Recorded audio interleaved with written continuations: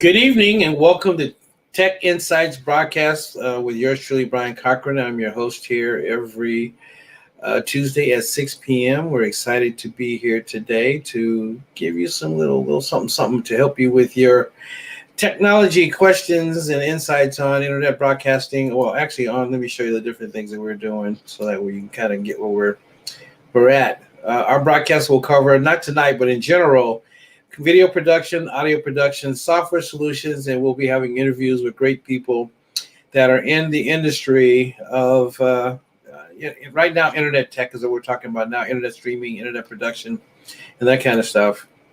A little bit about me. I've been a techie for sound techie since 1976, and then I got into video production a little bit later on, probably in the early 90s, and then we own our own TV broadcast network called BAC TV Network, and we have several 4 internet TV stations, and we have 6 internet radio stations that are broadcasting on BACTV.net. And so I've got a book and tons of books and resources to help, and so that's a little bit about me. Enough of that. Today, we're going to be talking about what do I need for my audio to stream. If you see those pictures there, we're going to go over various different things that are there to help you to do so. Hello, and I'm excited because this is this part of the topic is because I'm an audio guy. It all kind of ties in together for what I do, and so I'm going to show you some equipment that I use, as well as some tips and insights to kind of help you to do a shortcut versus doing the long way of doing it the way I learned from the beginning, because no one taught me. I learned from the school of the hard knocks. And the first thing we're going to start with is start with what you have. And that's so important, because don't try to be like me right away when it comes to what I use. Use what you have. If you have a smartphone, there's an audio on the smartphone. Start with that. If you see on the screen, there's a let me put the screen back up. There's a young lady in the middle that she has a laptop. Use the when I first got started, I used the audio off my laptop because that's all I had. I didn't know what I needed. And then I also, when I grew up just a little bit and went to the next level, I went to this, which is a Logitech C920.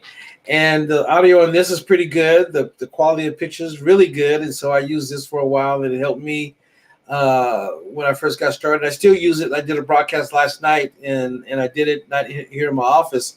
I did it downstairs. And so I used this versus trying to bring all the equipment downstairs and hook it up, because the audio on this is really, really good. So I just want to start you with that. Start with what you have. Don't get sucked into having to have all the latest equipment, the greatest equipment. When you're just getting started, you don't know what you need. I bought the right stuff, the wrong stuff. I bought, because I am a techie, because part of what I'm doing now is teaching you, so that way you don't have to do what I did. So this will hopefully these courses that we're teaching you will help you to get to the next level in that. And the next slide, it says, in order for people to hear your video, you need audio plugged into your computer. And if you saw what we kind of show you the workflow before, that unless you're starting with just your phone, then you're going to need a way. If you look at, let me put this back up. Let me put that up real quick. If you look at this little diagram here, the guy has a little mixer. He's using his tablet, and he has a microphone, and he has a iRing to take it into the mixer. The mixer takes it into the laptop or the computer. So that way he's doing a podcast, he's doing a video podcast or vlog, however you want to say it, but that's what he uses. So we're going to talk about the different equipment that you're going to need in order to do that.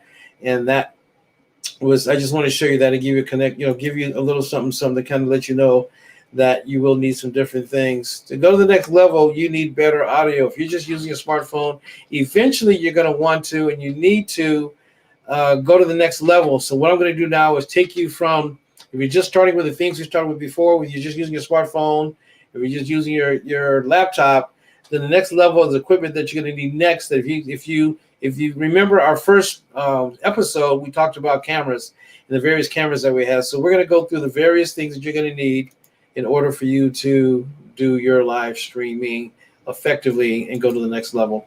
This is basic insights to audio for live streaming is what we're talking about next. And so let's go there. So if you notice here, there's 4 basic ways to bring audio into your workflow for you to be able to add your video to your audio for you to stream out into the world.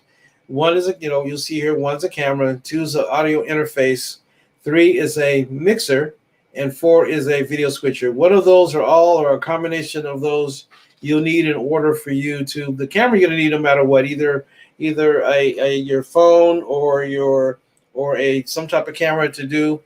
We talked about that before. So I went through the various cameras that I use, the various cameras that we started with. So you'll need some type of camera to get you started. So let's as they say, let's go. Number 1, camera. So let me do this. So in order for you to do so, each camera has some different inputs. So I brought out a couple cameras to kind of show you, like to get started. So say for instance, this is the Vixia, Canon Vixia R800. The audio on here is pretty good. So what you would do is, in order for this to get into the computer, like we talked about before, you would use some type of capture card, and they will convert it over. But to get it from here to here, you need something like this, which is a HDMI. If you see here, that's what it's called, an HDMI, and it carries video and audio that goes from here into here. I mean, here into here, through here, and it connects to your capture card or capture device, whatever you're using. And then from here, it goes into your laptop. It converts it into USB. And the cool part about it is both your audio and your video goes through the stream. So the same thing with this. This is a 1080p Logitech C920. And the cool part about it is it's already converted to USB, but it also has 2 speakers in it. And so both the video and the audio goes into the USB and plugs into your computer, for that way you could be able to get both your audio and your video together. Let me say this up front, a little pro tip. The best way, unless you have a system that allows you to adjust, have you ever seen, let me say it this way, have you ever watched videos where the audio is not synced with the video, so the words are faster or slower based upon how they recorded it? Well, part of that's because of how it went into the computer and then streamed out. So the best way is to always, like for instance, on this camera here, if you look here, it has XLR, which is called XLR inputs, and we'll get into all that kind of connections later on. So what I do is, when I use this type of camera or any type of camera that I'm using, that I'm trying to do audio, separate audio, I put my microphone into here, line into here, and then my HDMI out to go into my mixer, so that way it lessens the chance for what is called latency. And so this is what I do, so that way you do the same thing. That try to make sure when you do it, if you're just getting started and all you have is a camcorder, great. Just use a camcorder, HDMI. It'll be synced because it's better than separate. A lot of times you'll use the next level, the next couple of things we're going to talk about. You're gonna, there's a chance for latency, chance for the get out of sync, and so I want to make sure we talk about that as well as we go along. So number 1 is camera audio input. Great way to do it. Most folks are doing it that way. They put their camera, they put their oh man, I didn't bring, oh yeah, did. So this is another microphone that is it's called a mini shotgun microphone. This is called a shoe. It hooks onto the camera, and then this plugs into your, this is an 8mm that plugs into the camera, and then it sits on top for it to be able to catch the audio, and then through here, and then it goes out of the HDMI, so that way it stays together for a better opportunity for it to stream without it lagging or getting off sync. All right, let's go to number 2. Number 2 is the audio interface, and the audio interface is, and it's so funny because I got into having an audio interface long before audio interfaces came out for for streaming. This is the one. Here we go. This is the one I use. I've had it for a long time. It's by Tascam, and Tascam is known for recording. So I got this because when I started doing certain type of recording, and I've started to bring stuff into my computer for recording to do outside recording, I use this where XLR goes into here. It comes out on USB on this side, plugs it into the computer. It has two inputs for microphones, so I can have for simplicity's sake, I use this one. I have another one that's next that we'll talk about next. But if you look back on the screen, let me put the screen back up. There we go. The one in the middle, which is Scarlett, and it's by Focusrite. That's probably the most popular one today. The one underneath is Personas. And then if you're on a budget, there's another one called Behringer, and the Behringer one is great. I don't have any of the information down below. Just Google it or go to Amazon and choose. If you have a budget, the Scarlett's probably the best. It's the best quality of the three that I'm talking about. But they all work but basically what it does is it just takes the analog signal, make it digital for it to go inside your computer. So it doesn't matter which one you really use. They're all the same, but sometimes if you want, if you're trying to do broadcast quality, then you need to, go ahead and spend a little bit more money to get the better one. So number two is audio interface. The next one is a audio mixer, and an audio mixer, and it's kind of cool. If you look at the picture, that's an audio mixer. That's a Behringer Eurotrack, and it plugs into. They're using it for a phone, and so you can use it for the phone. You can use it for whatever. Let me pull up the one that I use, and I'll tell you why I use this one. One, because it's inexpensive, but two, the quality is incredible. And this one right here is by a company called Monoprice, and it's an 8-channel mixer. But the cool thing about it is it takes a USB. So I can take 4 mic inputs. If you look here, it has 4 mic inputs here. So I can do 4 XLR mic inputs. So if I'm doing a podcast, which we do, or a video podcast, then I can put 4 cameras. Have 4 cameras as well as 4 audio in, goes in the USB into my computer, and I can mix it. I can put on headphones and I can hear it in the mix. So that way it also has, if you look at it, it has a built-in EQ on it. It also has some other processing to be able to make it work. There's some better ones that are out there and different ones that are out there. But this is the one I use because, matter of fact, I use this probably for all small events, even outside of doing that, because I do audio production as well. I used this past weekend because I only needed 2 microphones. It's small footprint, real clean, and real easy to use. And so I use that. So with the audio interface, you'll say, Brother Cochran or Brian, which one should I use? Should I use an audio interface or should I use a mixer? Well, basically it goes, it's on what your vision is, how much money you have, and is there other uses that you're using it for. There's also which I didn't put on there, which I probably should have, and I apologize, that there's also video mixers that are also available as well, that for audio, like Roland has one, and I can't think of the other ones, but there's also those that are made specifically for video production that's available as well, which I didn't put that there because I don't use it, because I use something else, which will show the next one, which is the one that I use. So number 3 is audio mixer. Let's go to number 4.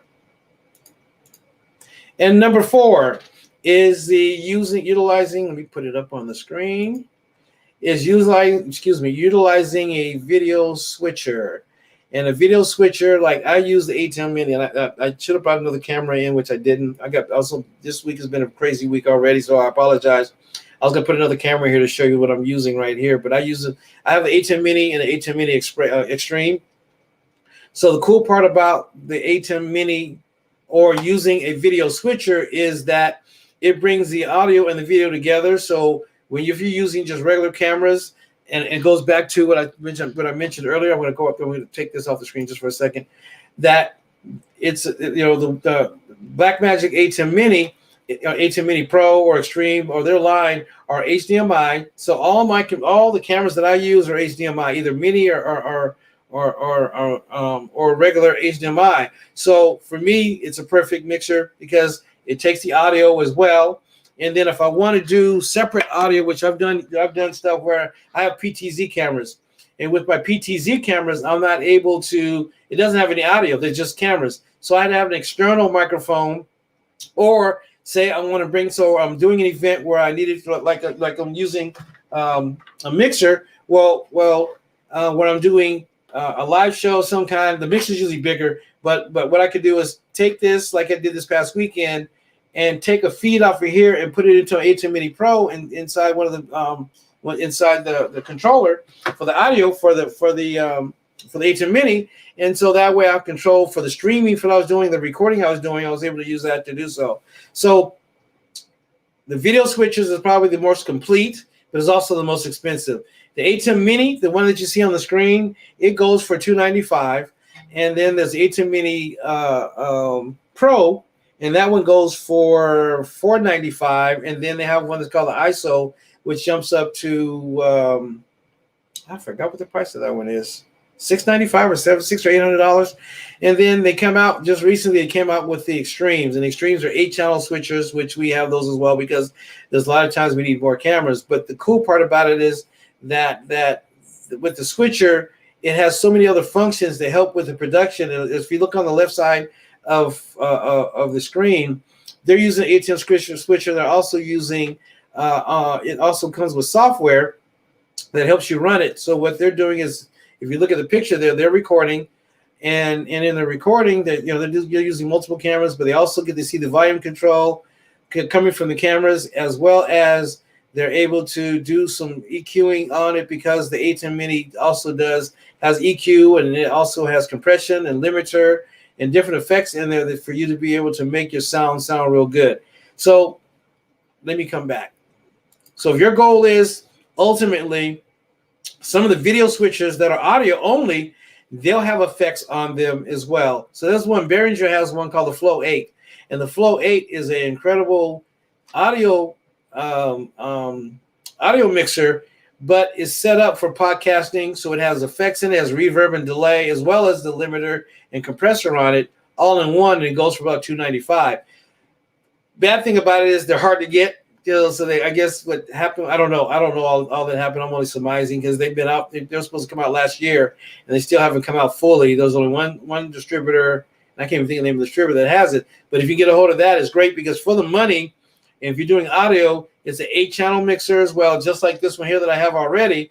But it also has effects on it. So for me doing smaller events where I want to have a reverb or delay on the audio, or having a singer, because I use delay or audio for singers mainly, but then with compression and limiter, which we'll get into another time, I'm able to put compression on it to keep the sound level down low, but at the same time, it sounds great.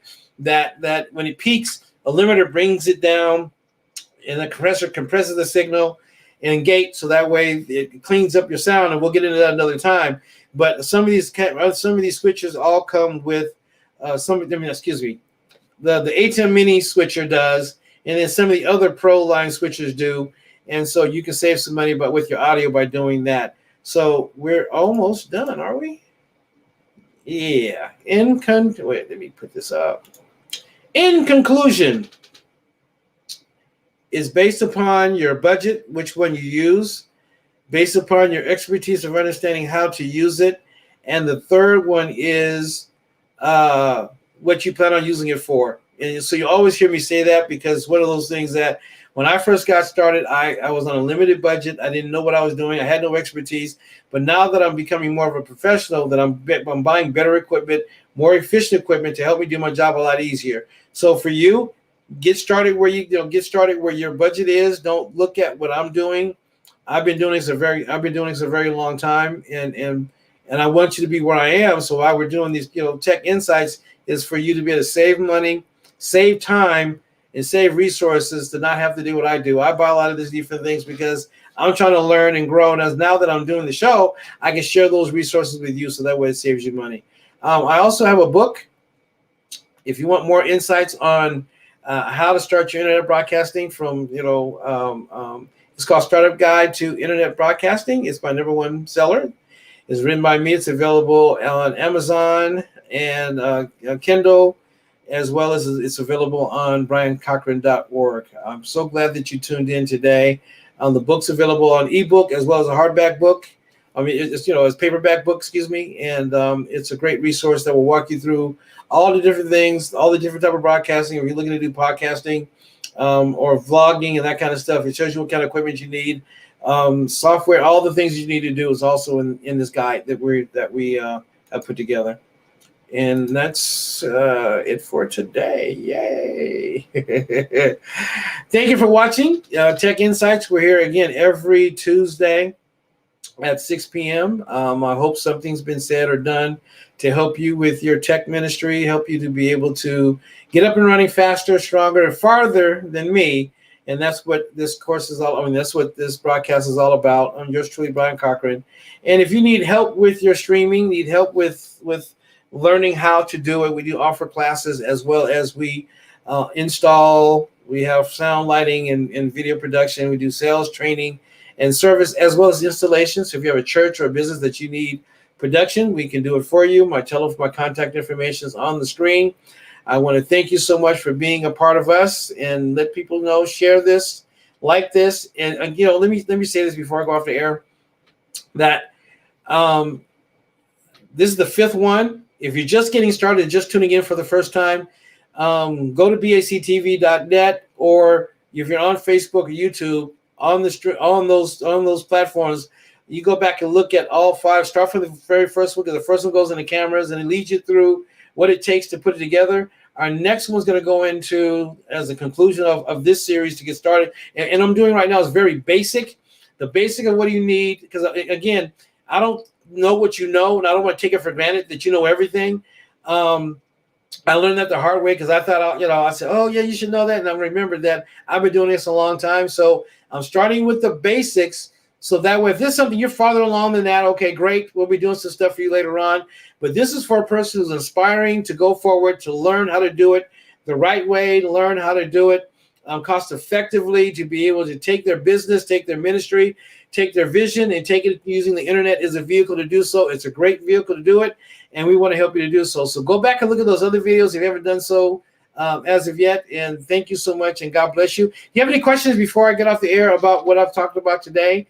I want to give you an opportunity to, if you go ahead in the comment section below and type in your question. If not, then we are off the air, and tune in next Tuesday at 6 o'clock. We will be back with another class, which I talked about earlier, that we will be going through again. We will be going through what kind of chords, the length of chords that you're going to need, that kind of all the little ancillary stuff. And then I'm going to show you actually how to put together everything together, so that way you can go to streaming. Then we'll also get into the software next week as well, the software that I use and recommend, and as well as other stuff. And the reason why I use them, because the bottom line is for us is, if you try, if you're just using, like I was watching a guy this morning or just a couple of minutes ago, and he was talking about, he doesn't like Zoom. Well, yes, Zoom has a challenge, and we're going to talk about those couple of platforms and what the good, bad, and different of them are. So that way, when you make a decision, what streaming software you're going to use to go out into the world, you can do it. Either you can go straight from,